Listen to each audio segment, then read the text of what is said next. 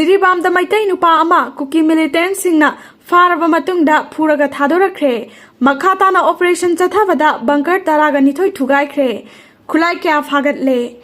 haukiba April 13 gi numida wairam pung mangarom taba matamda gari masa ama tongduna Jiribam gi vekrada chatpada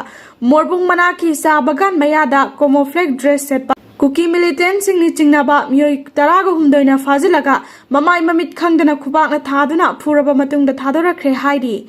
kuki militant chingnaba khulai paiba singna furaga thadorklaba myoi asigi maming Jiribam gi ningthembam bekra lamdai khunawdagi nupi lawba nare sahi kungataruk kawi haidi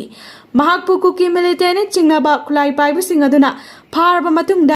UNLF la natraga arambaira haina hanglaga fajenduna thamlaba matungda khupakna thaduna furaga numit adugi numidang pung nipanrom taba matamda thadorkhibani hairi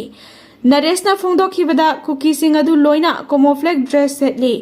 aduga makhoi ani ahum amana amuba fizol setli kuki militant singni singnaba miyoi sing adu M16 AK insas bomb kapnaba khulai sing loina makpai hairi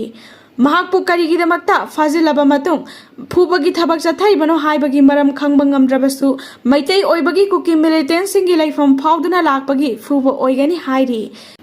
amaromda kuki militant singni chingnaba miyoi ama faziluraba matungda furaga thadorkhibagi matungda Jiribam district police amasung 38 suba Assam Rifles ki combined team amana Jiribam gi saijam morbung village da numit asi maktada combing operation chathabada kuki militant singna saramba bunker taragani thoi thugaiduna manghankhre hairi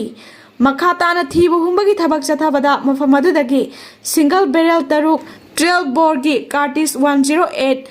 12 bore gi empty cartridge 1 walkie talkie radio set mari bulletproof jacket taret amadi kaw amada hapa potlam sing haptuna thamlamba potlam kaya phagat pangamle phagalaba khulai sing adu Jiribam police station da khusina khre hairi